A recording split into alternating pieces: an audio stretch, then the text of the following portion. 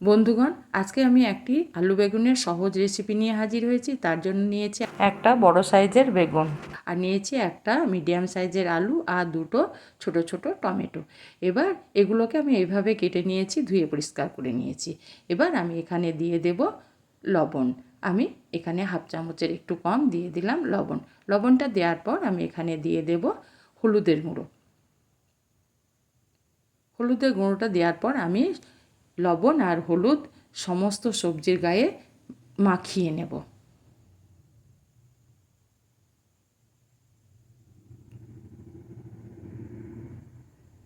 লবণ হলুদ আমার মাখানো হয়ে গেছে। এবার এটাকে আমি সাইডে রেখে দেব। আমি গ্যাসের মধ্যে একটা প্যান বসিয়ে দিয়েছি। প্যানের মধ্যে দিয়ে দিলাম আমি কিছুটা সর্ষের তেল। তেলটা দেওয়ার পর তেলটাকে আমি ভালো করে গরম করে নিলাম। তারপর যে বেগুনের টুকরোগুলো আমি হলুদ আর লবণ মেখে রেখেছিলাম, সেগুলোকে এক এক করে তেলের মধ্যে ছেড়ে দিলাম। হ্যাঁ বন্ধুরা, এখানে কিন্তু আমি গ্যাসটাকে বাড়িয়ে রেখেছি। এখন কমালে হবে না, কমালে বেগুনের তেল টেনে নেবে। এবার আমি ঢাকা দিয়ে কিছুক্ষণ রান্না করে নিলাম। এবার এগুলোকে একটু উল্টিয়ে দেব, মানে দুই পিঠটা আমি সমানভাবে ভেজে নেব। এইভাবে ঘুরিয়ে ফিরিয়ে বেগুনগুলোকে আমি ভেজে নিলাম, যেন প্রত্যেকটা বেগুন আমার নরম হয়ে গেছে।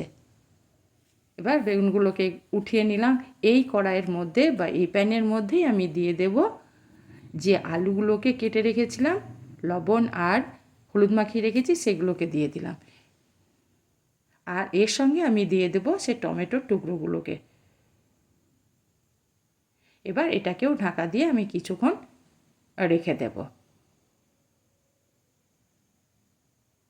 মিনিট 5 পর আমি ফিরে এলাম। এবার আলুগুলোকে আমি উল্টিয়ে দেব, মানে এক পিঠটা আমার ভাজা হলে অন্য পিঠটাও আমি ভেজে নেব, সেই জন্য আমি এগুলোকে উল্টিয়ে দেব। আর গ্যাসটা আমার এখন বাড়ানোই আছে। আবারও আমি ঢাকা দিয়ে দিলাম। আবারও আমি কিছুক্ষণ পর আমি ফিরে এলাম। আবারও একবার ঘুরিয়ে ফিরিয়ে ভেজে নেব। যেহেতু আলুটাকেও আমি নরম করে নেব, সেহেতু আমাকে একটু ঢাকা চাপা দিয়ে এগুলোকে রান্না করে নিতে হবে। দেখুন বন্ধুরা, এখনও আলুটা সম্পূর্ণভাবে নরম হয়নি, তাই আবারও একবার ঢাকা দিয়ে দিলাম। এবার আলুগুলো আমার সম্পূর্ণভাবে নরম হয়ে গেছে। এবার ঢাকনাটা খুলে আমি আলু টমেটোগুলোকে একটা পাত্রের মধ্যে উঠিয়ে নেব।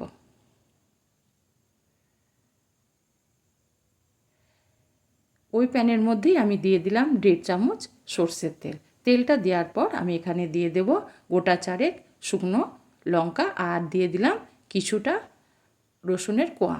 এবার এগুলোকে আমি নেড়ে চেড়ে লাল করে ভেজে নেব। এইভাবে আমি ঘুরিয়ে ফিরিয়ে রসুন আর লঙ্কাটাকে ভেজে নেব। এগুলো আমার ভাজা হয়ে গেছে। এবার এগুলোকে আমি তেল থেকে উঠিয়ে নেব। নেওয়ার পর এই তেলের মধ্যে আবারও আমি ভেজে নেব একটা মিডিয়াম সাইজের পেঁয়াজকে আমি কুচিয়ে রেখেছিলাম, সেটাকে দিয়ে দিলাম। এটাকেও আমি বাদামি কালার করে ভেজে নেব।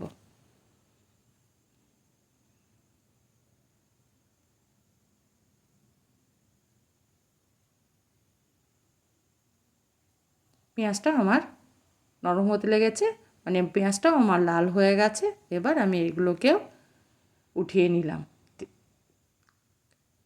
উঠিয়ে নেওয়ার পর আমি এগুলোকে পুরোপুরিভাবে ঠান্ডা করে নেব। দেখুন বন্ধুরা, আমার পুরোপুরি ঠান্ডা হয়ে গেছে। এবার আমি যে বেগুনের উপরের শক্ত অংশগুলোকে হাত দিয়ে এইভাবে ছাড়িয়ে নেব। যেহেতু এগুলো মুখে লাগবে, খেতে ভালো লাগবে না, সেই জন্য আমি উপরের এই ছালের অংশটাকে আমি এইভাবে উঠিয়ে নেব। ঠিক একইভাবে আলুগুলোকে এবার আমি হাত দিয়ে এইভাবে ভেঙে নেব।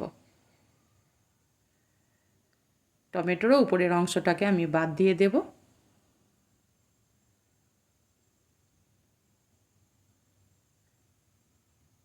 খুব কম সময়ের মধ্যে একটা ভর্তার রেসিপি অনায়াসে তৈরি হয়ে যায় বন্ধুরা, কিন্তু গরম ভাতে প্রথম পাতে খেতে সবাই পছন্দ করে। এভাবে আমি আলু বেগুন টমেটোকে ভালো করে আগে হাত দিয়ে চেপে চেপে ভেঙে নেব, যেন একটু গোটা ভাব না থাকে। আমার পুরো ভাঙা হয়ে গেছে।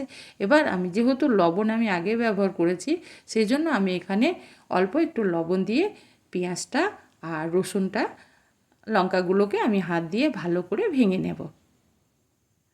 পুরোপুরি আমি একবারে ভেঙে নেব হাত দিয়ে। এবার আমি পুরো মশলাটা ভালো করে চেপে চেপে মিশিয়ে নেব। এভাবে আমি চটকিয়ে চটকিয়ে মেখে নেব।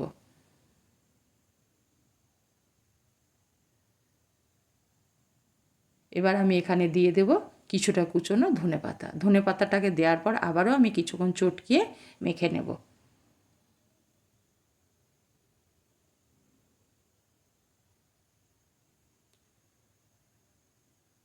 যেহেতু ভর্তার রেসিপি বন্ধুরা, যে একটা জিনিস দিতেই হবে, সেটা কি?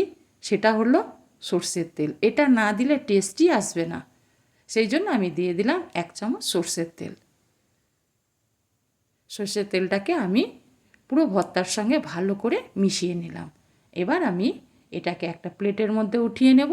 উঠিয়ে নেওয়ার পর আমি গরম গরম ভাতের সঙ্গে সার্ভ করে দেব। আর দারুণ লাগে বন্ধুরা। একবার বাড়িতে বানিয়ে অবশ্যই অবশ্যই আপনারা ট্রাই করে দেখবেন। আমি প্লেটের মধ্যে নিয়ে নিলাম। এবার আমি এর সৌন্দর্য বাড়ানোর জন্য একটা লঙ্কা দিয়ে দিলাম। আমার রেসিপিটি রেডি।